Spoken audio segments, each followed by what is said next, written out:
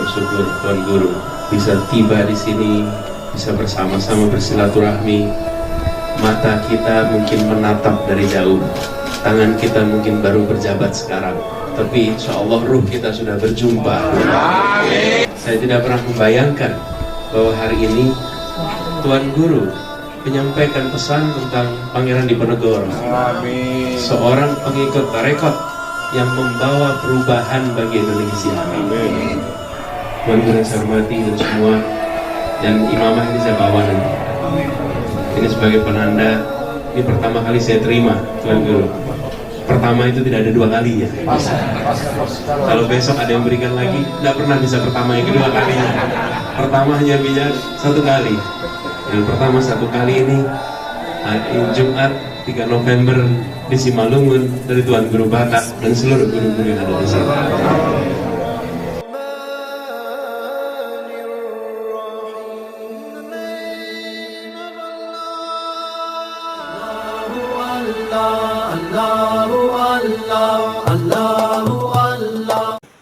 Assalamualaikum warahmatullahi wabarakatuh. Selamat siang menjelang sore. Bertemu kembali dengan saya Ajis. Pemirsa, hari ini saya hadir di Persulutan Serangga Darussalam bersilaturahmi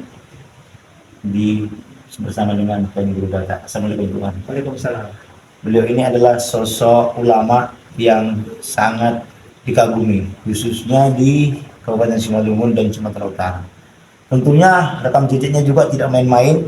Ada banyak tokoh-tokoh yang sudah hadir di Pondok Persulutan Serangga Darussalam.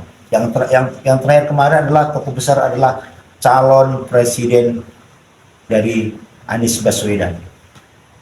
Begini Tuan, dengan kehadiran Bapak Anies kemarin, tentunya ada hal-hal yang menarik di sana, sehingga ada pertemuan khusus Tuan. Kami dari wartawan sendiri tidak bisa hadir meliput di acara liputan khusus tersebut. Yang ingin kami tanyakan Tuan, kira-kira apa yang disampaikan dalam pertemuan khusus tersebut Tuan? Baik, Assalamualaikum warahmatullahi wabarakatuh. Waalaikumsalam. Terima kasih Bung Ajis. Sewaktu kehadiran Bapak Anies Rashid Baswedan, calon Presiden Republik Indonesia 2024 kemarin, kita tidak menyangka memang banyaknya simpatisan masyarakat jamaah yang hadir. Itu sangat padat dan bahkan bersesak-sesakan. Dan banyak para tuan-tuan guru yang hadir, para masyayikh, para ulama, tokoh lintas agama, tokoh adat. Khusus di ruangan kita ini memang para tuan-tuan guru, para ulama, para masyayikh. Karena akan ada doa bersama. Sehingga karena situasi yang begitu padat,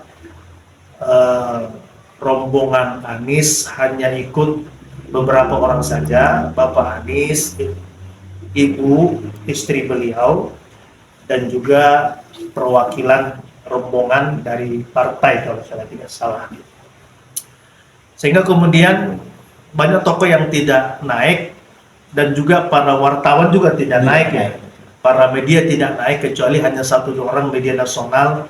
Itu sama sekali bukan karena keinginan kita, tapi karena situasi, keadaan yang tempat ini sudah cukup padat. Betul, di sini ada pertemuan khusus, tapi bukan pertemuan yang sifatnya rahasia. Pertemuan khusus itu lebih kepada pertemuan secara khusus dengan kita dan para tuan-tuan guru yang hadir dari berbagai daerah. Karena ada yang datang sampai jauh dari Kota Pinang, dari Rantau Prapat, kemudian datang dari Kota Medan, datang dari Langkat, dan lain sebagainya. Jadi di sini ada pertemuan dengan para tuan-tuan guru, dan kemudian saling bertukar pikiran dan saling mendoakan. Jadi saya kira itu pertemuan. Jadi pertemuan khusus itu tidak mengarah ke hal yang lain. Tidak ada.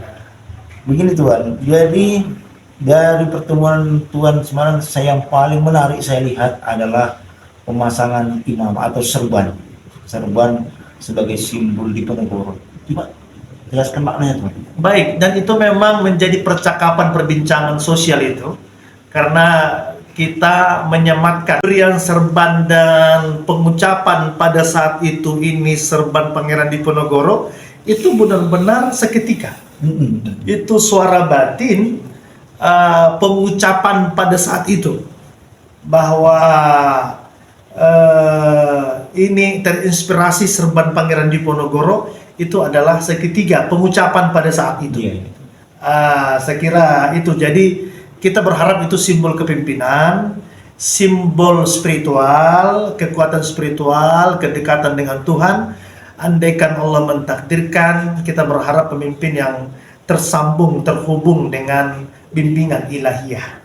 Memasang imamah serban kepada Bapak Anies sebagai simbol penghargaan, penghormatan kita tertinggi dari Pondok Persulukan ini. Seingat saya ada beberapa tokoh yang sudah kita berikan imamah, alhamdulillah menang memang. Mulai dari dulu ada Bapak Musa Rajeksa, itu kita pasang imamah juga. Kemudian Bapak Bobi Nasution juga kita kasih juga imamah, dan ini Bapak Anies. Simbol pemberian penyematan imamah ini penghargaan tertinggi, semacam dukungan spiritualitas, dukungan spiritual agar beliau kalau ditakdirkan Allah untuk memimpin punya semangat, punya kekuatan yang kita harapkan terbimbing oleh kekuatan spiritual, kekuatan ilahiyah, sehingga bisa memimpin dengan baik, terjaga dari segala perbuatan-perbuatan atau hal-hal yang menyimpang dalam kepemimpinan. Dan yang paling menarik, kita tidak menyangka Bapak Anies Rashid Baswedan merasa haru karena ternyata begitu kita sematkan serban imamah, kita saat itu secara spontan, secara batin mengatakan bahwa ini inspirasi batin kita, ini inspirasi batin dari kita, ini serban seperti serbannya Pangeran Diponegoro. Beliau terharu, dan bahkan saya melihat beliau matanya berbinar, dan ternyata setelah sambutan beliau dijelaskan bahwa beliau punya hubungan historis, ada titik sambung sejarah, bahwa beliau ada ikatan batin. Beliau pernah diamanahi untuk memegang atau menerima tongkat pusaka dari Pangeran Diponegoro, kemudian pernah menerima artifisial peninggalan sejarah Pangeran Diponegoro, di mana pada saat itu di situ Pangeran Diponegoro mengaji, dan beberapa tahun lalu, bahkan 10 tahun lalu, di rumah beliau ternyata ada gambar lukisan Pangeran Diponegoro. Artinya beliau memang pengagum sosok Pangeran Diponegoro. Secara kebetulan dengan konteks peristiwa, ya tentu ini ketentuan dari Allah, kita pun terinspirasi memberikan beliau serban Pangeran Diponegoro. Kita sampaikan saat itu ini inspirasinya serban Pangeran Diponegoro. Bahkan saya katakan Pangeran Diponegoro itu pejuang ulama yang melawan penjajah, mempersatukan Nusantara. Maka Bapak Anies kita harapkan menjadi pemimpin yang mampu menggelar kemakmuran, menegakkan keadilan dan kebenaran. Jadi ada titik sambung di situ, sehingga beliau merasa bahwa pemasangan imamah serban itu menjadi sesuatu yang sangat luar biasa, mengharukan. Bahkan beliau katakan ini serban imamah yang dipasang pertama kali, tidak akan pernah itu menjadi kedua kali, karena ini yang pertama. Jadi kalaupun nanti ada memberikan, itu yang kedua. Dua. Jadi saya kira itu. Iya. Itu makanya luar biasa Luas. itu ya. Lalu begini Tuhan, ya persulukan kita ini kan yang hadir di sini dari ulama, pejabat, bahkan nama-nama besar sudah hadir di persulukan kita. Lalu pandangan Tuhan begini Tuhan, yang saya maksud, sehingga Pak Anies sendiri dalam sambutannya menyebutkan bahwa Simalungun ini adalah miniatur Indonesia, sehingga keberagaman itu bisa dipersatukan dengan nilai kebangsaan. Bagaimana Bu? Memang yang menarik juga, yang tidak kalah menarik juga waktu Pak Anies datang, bahwa begitu beliau hadir di pondok kita ini disambut dengan ribuan manusia, dan di awal melewati gerbang disambut dengan salawat Nabi, kemudian disambut dengan pagar pakaian adat, adat Simalungun, adat Batak, adat Melayu, adat Jawa, semua adat yang ada di Simalungun ini menyambut beliau, dan kemudian disambut tokoh-tokoh agama, para pendeta dan berbagai agama, dan kemudian setelah naik ke atas disambut oleh kita dan para tuan guru, para ulama. Ini memang salah satu mungkin peristiwa yang unik beliau rasakan, sehingga dengan keragaman ini, dengan penuh haru beliau menegaskan bahwa inilah sesungguhnya Indonesia, dengan keragaman perbedaan tetapi bisa teduh, bisa rukun, bisa damai. Sehingga beliau mengatakan bahwa pondok persulukan kita ini, persulukan Tuan Guru Batak Seram Salam Simalungun ini, dan juga Simalungun ini menjadi contoh toleransi, contoh bagaimana keragaman, perbedaan menjadi sebuah kekuatan, menjadi rahmat, tidak menjadi potensi permusuhan. Jadi beliau terharu dan menegaskan bahwa persulukan dan Simalungun contoh untuk Indonesia. Itu yang menarik Tuhan. Sehingga ketika waktu beliau berpidato pun di hadapan ribuan jemaah, itu juga menjadi suatu kebanggaan kita sebagai rakyat Simalungun, bahwasanya Simalungun ini adalah contoh miniatur Indonesia, keberagaman. Selanjutnya begini Tuhan, ya, dengan hadirnya para tokoh-tokoh ini, baik itu dari pejabat daerah hingga aparat kepolisian, tentara, segala macam yang hadir di sini, sehingga munculnya sekarang ini kan tahun politik Tuhan. Tahun politik itu Tuhan identik dengan ketika hadirnya seseorang, dianggapnya kita ke sana. Yang ingin saya sampaikan Tuhan, terkait dengan memanasnya suhu politik di Indonesia, apakah persulukan ini ada gerakan-gerakan sehingga disebut dengan politik praktis? Coba Tuhan tegaskan hal itu. Baik, ini Bung Ajis penting. Ini harus kita jelaskan ke publik.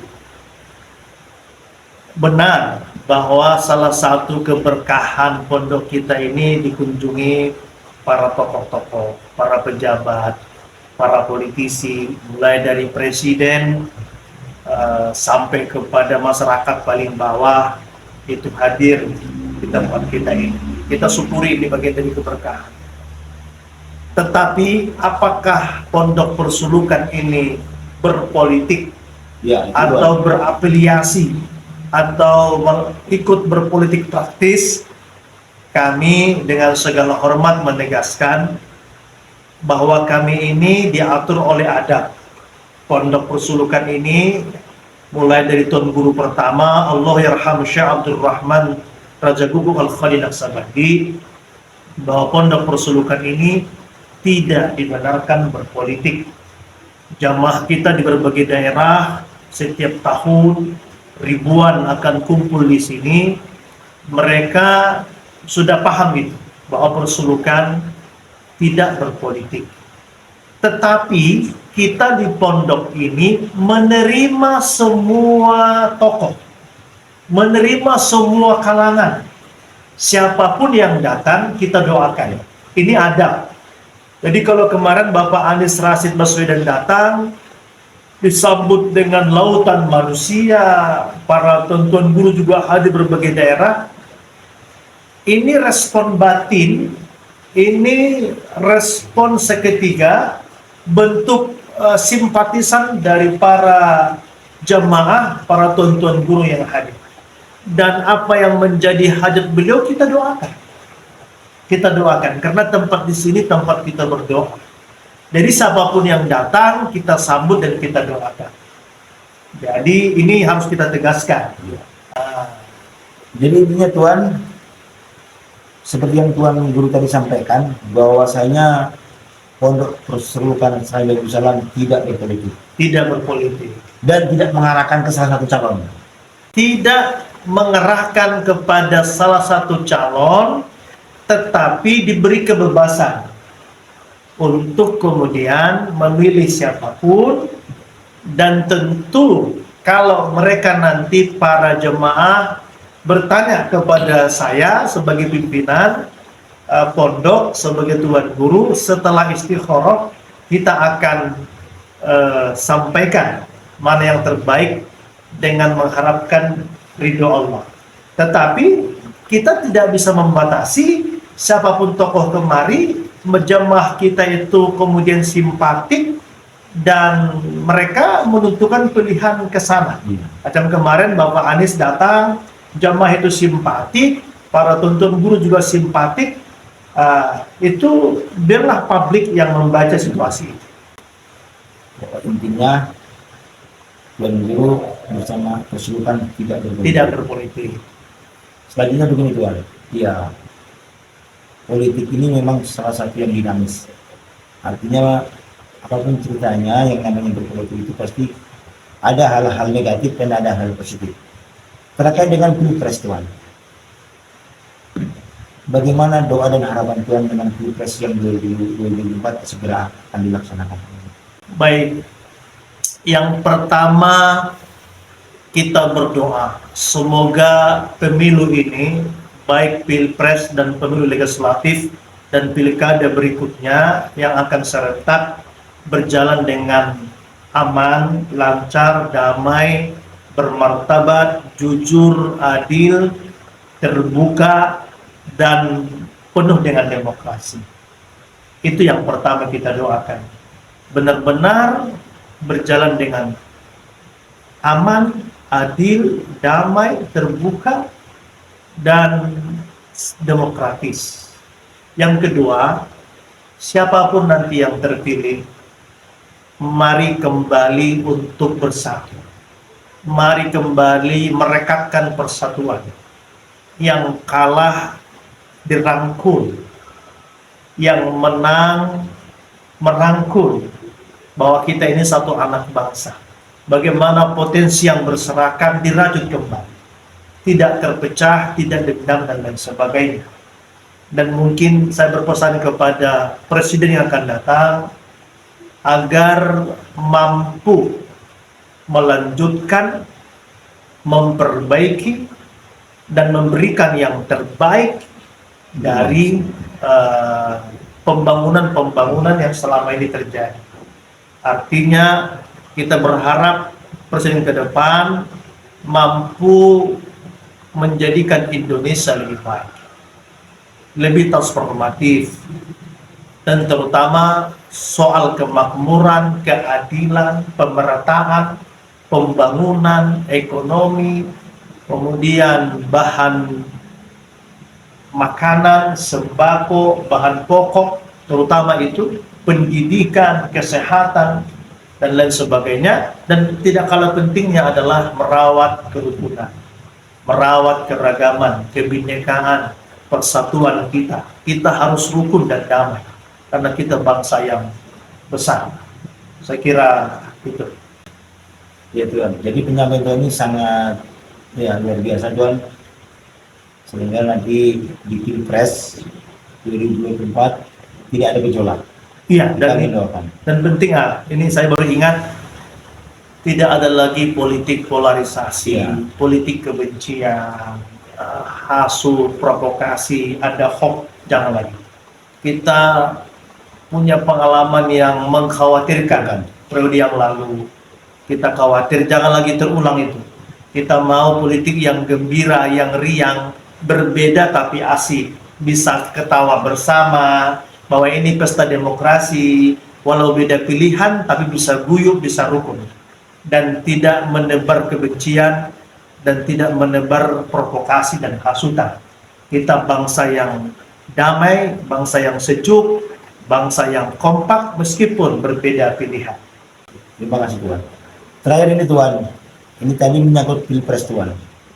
Ya, kita agak sedikit tentunya nanti di pemilihan 14 Februari itu ada pemilihan legislatif dan presiden. Yang ingin saya mohon pesan-pesan Tuan kepada masyarakat khususnya, bahwasanya kebetulan kita akan memilih juga selain ada presiden dan anggota DPRD. Coba Tuan sampaikan kepada masyarakat bagaimana kita menyikapi tentang perpolitikan khususnya di DPRD sendiri Tuan. Baik, ini kan pemilu serentak ya. Iya Tuan. Memilih presiden, memilih legislatif, mulai dari DPR RI, DPRD tingkat provinsi, atau ini sumut, sampai kepada daerah. Artinya harus ada edukasi, harus ada sosialisasi dan edukasi, bahwa nanti masyarakat waktu memilih itu bahwa memilih presiden sekaligus legislatif.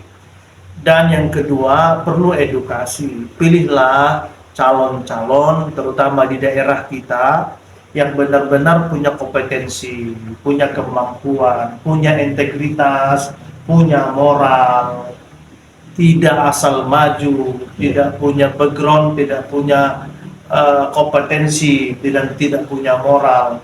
Mari kita pilih yang benar-benar kita yakini mampu untuk memberikan yang terbaik, punya rekam jejak, punya moral yang baik, dan lain sebagainya. Terima kasih Tuan atas segala tanggapan, dan semoga nanti di pemilu 2024 masyarakat Indonesia tetap damai, rukun, khususnya di Simalungun juga seperti itu, sehingga tidak ada gejolak-gejolak sehingga memunculkanlah hal-hal yang negatif di tengah masyarakat. Demikian pembicaraan kami dengan Tuan Guru Batak. Atas segala perhatiannya kami mengucapkan terima kasih. Assalamualaikum warahmatullahi wabarakatuh. Waalaikumsalam.